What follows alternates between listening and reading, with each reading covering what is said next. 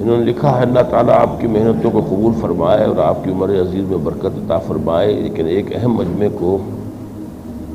مجمع کو آپ سے مستفید ہونے کا موقع ملتا ہے۔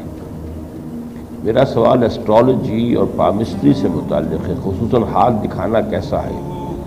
آیا یہ اسلام میں قطعاً ممنوع ہے یا گنجائش ہے؟ آج کل اخبارات میں ایک اشتہار کثرت سے نظر آتا ہے کہ شمالی علاقہ جات میں کے سابق چیف کمشنر کو اپنا ہاتھ دکھائیے، اور اس میں بعض لوگوں کے قول بھی درج ہوتے ہیں کہ میں نے اپنا ہاتھ دکھایا اور میری زندگی بدل گئی۔ تو کیا ایسا کرنا یعنی اپنی زندگی میں پروفیشن کے حوالے سے رہنمائی لینا درست ہے یا نہیں؟ دیکھیے، یہ ایسٹرالوجی اور پامسٹری، جنہیں ویسے بھی آکلٹ سائنسز کہا جاتا ہے آج کل کی اصطلاح میں بھی، ان کے بارے میں ہمارے دین کی تعلیم یہ ہے کہ اگرچہ یہ نہیں کہا گیا کہ ان میں کوئی حقیقت نہیں ہے، لیکن ان میں دلچسپی لینے سے سختی سے منع کیا گیا۔ بعض چیزیں ہوتی ہیں جن میں تاثیر ہوتی ہے، مثلا جادو ہے، اس میں تاثیر ہے، جادو برحق ہے،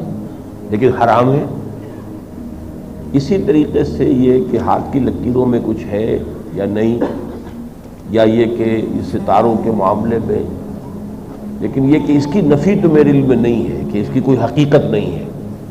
لیکن یہ میرے علم ہے کہ حضور نے سختی سے منع کیا ہے اور فرمایا ہے کہ جس شخص نے کسی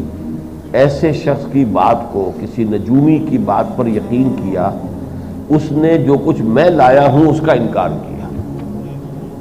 اس کی حکمت بھی سمجھ میں آتی ہے، وہی بات جو میں نے پچھلے جمعے میں عرض کیا تھا نا کہ سود میں، جوئے اور شراب کے بارے میں کیا مشترک چیز ہے اس میں؟ محنت سے گریز۔ اسی طریقے سے یہ جو ہے اس طرح کی چیزیں، یہ بھی انسان کو اصل محنت، اس سے بچنے کے راستے دکھانے والے ہوتے ہیں۔ کوئی ہاتھ دکھا کر کام بن جائے، کوئی وہ ستاروں کی چال سے کوئی سلسلہ ہو جائے، اس کے بجائے اپنی دونوں آنکھوں سے راستہ دیکھیے۔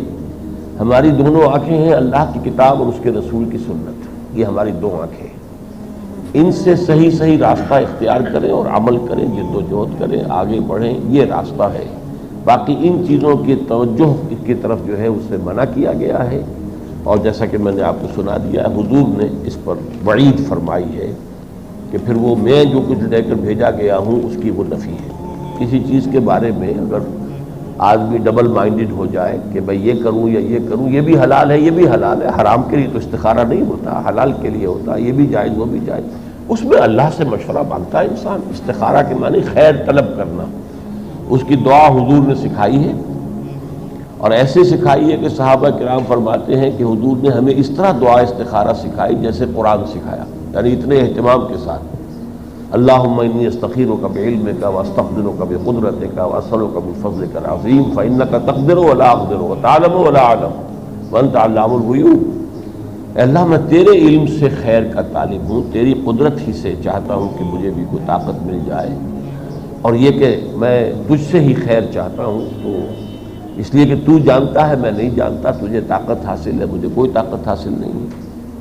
پھر اس کے بعد یہ کہ اللہ اگر فلاں کام میرے حق میں تیرے علم میں بہتر ہے دین اور دنیا کے اعتبار سے، تو پھر اسے میرے لیے آسان کر دے اور میرا دل بھی اس کے لیے کھول دے، اور اگر فلاں کام تیرے علم میں میرے لیے مضر ہے دین کے اعتبار سے اور آخرت کے اعتبار سے،